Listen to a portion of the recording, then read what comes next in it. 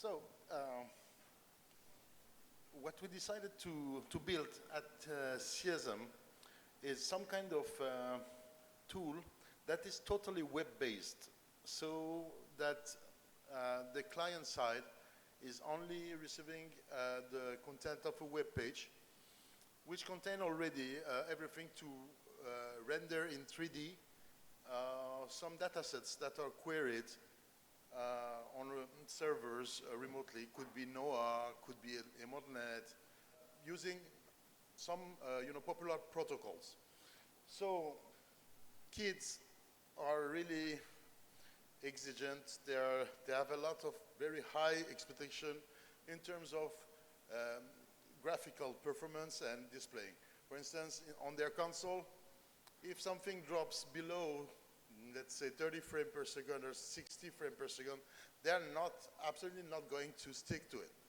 They're just going to say that this game is too slow. So,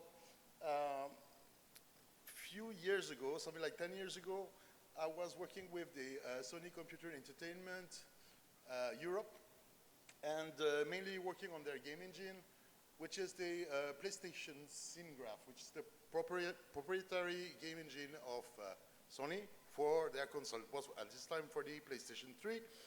And I was wondering how I could transpose all these hacks and tricks that we learn in video game development to science and to help to display more massive data. So I started, thanks to the work of our former chairman in geoscience, Professor Jean Mas, whom is sitting here, and also our former chairman, since few hours now, and that's pretty, actually there is his successor just behind him, Professor Luis Pinheiro. Okay, back to first Jean. I was interested to display bathymetric data because it's something that is always eye candy, and so I tried to gather some data sets, mainly modnet, because the precision step is fair. It was quite a nice start, and also completed the data set for the Mediterranean Sea and the Black Sea with some JEPCO data. So then, when I saw that it worked, I saw that there were also many other data sets sitting there, and I was saying that why shouldn't I query as well those data sets and plot directly inside what we could call a base map, like we're using a 2D base map. So here what you can see is first try to interrogate a NOAA data collection from 2013.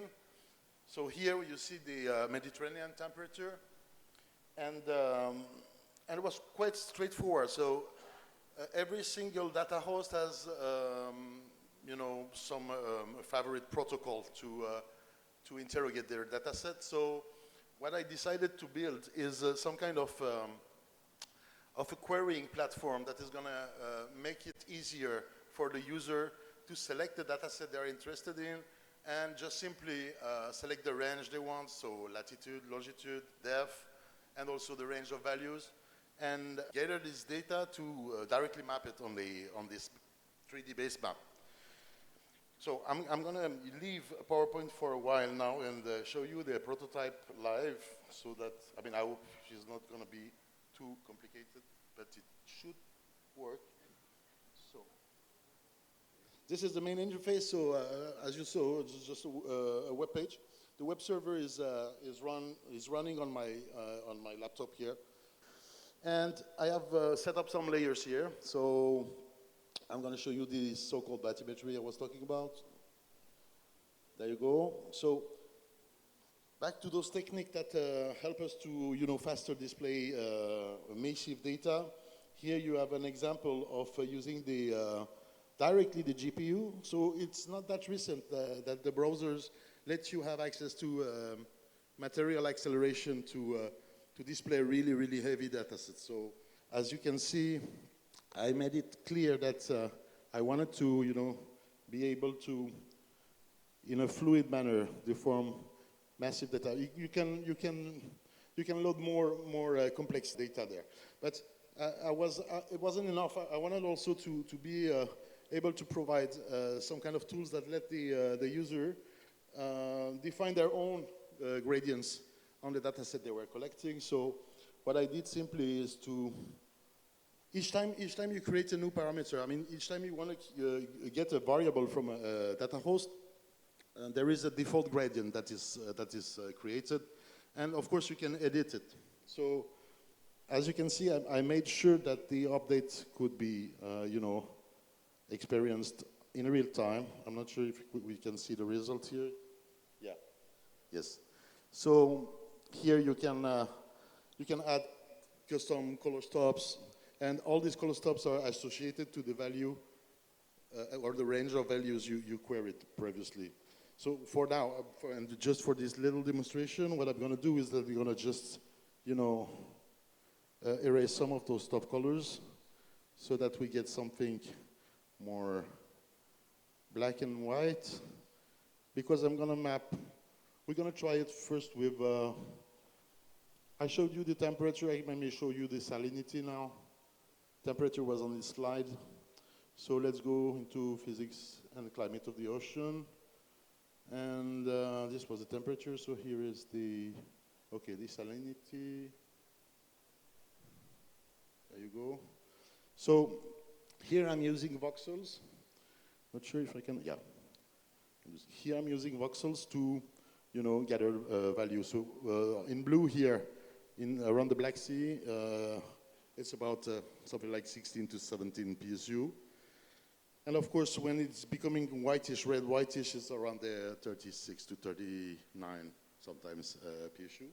So here, as I explained, what you can do is to customize your gradient here. So see, this is the default gradient, but if I just try to make it more fancy. Of course, my hand is a bit impaired, but I mean, you got the principle.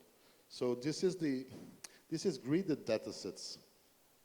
Okay, I'm not gonna waste too much time with this, but you understood. You can customize this pretty the way you want.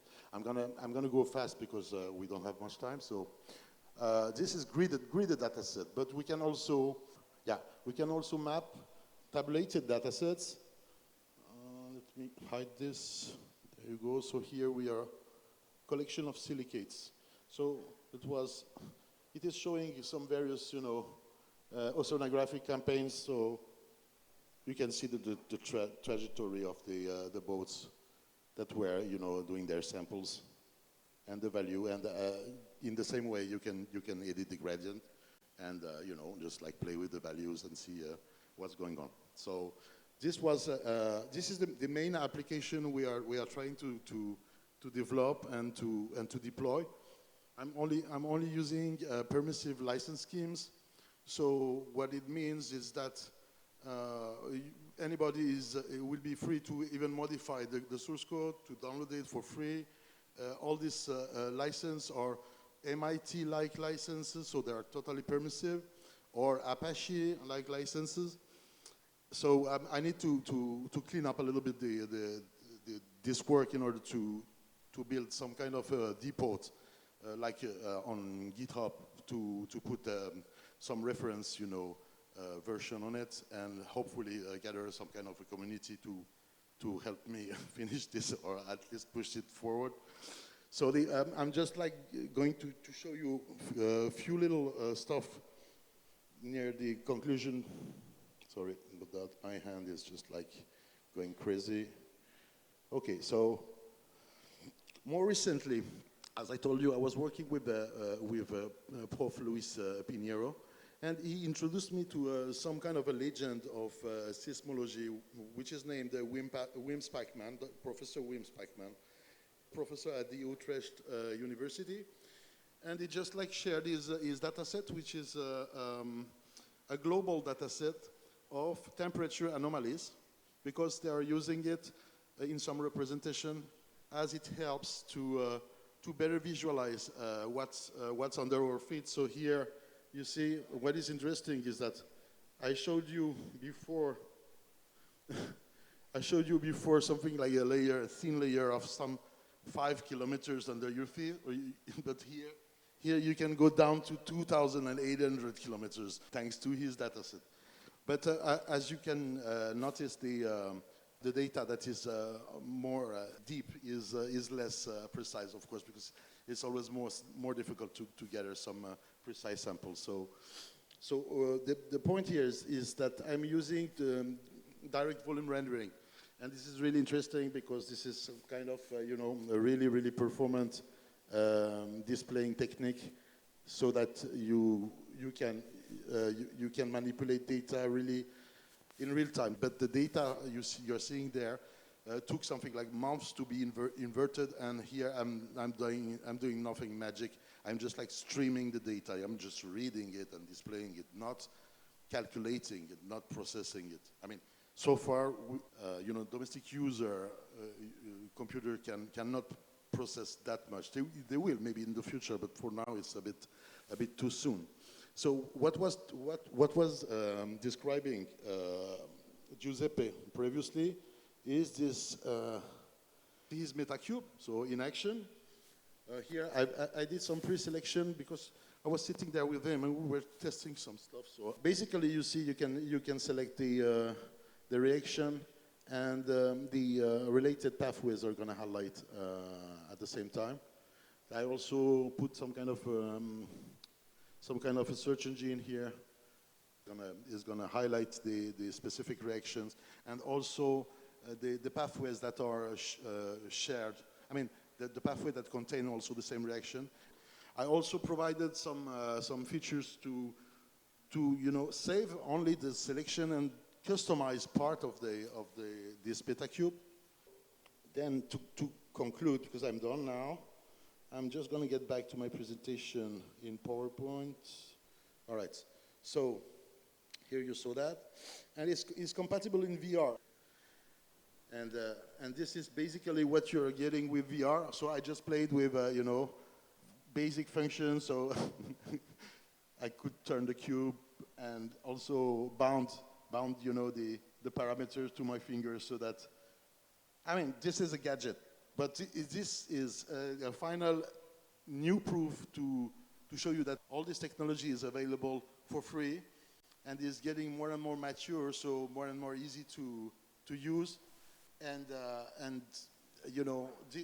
adding the VR stuff just took me something like adding three extra lines, and it was last week. I said, oh, it works. Okay, well, let's show them. So that's pretty much it. I hope I'm not too late. Yes, I'm very late because I needed to leave some room for some question and have some discussion. But of course, as we discussed with Prof.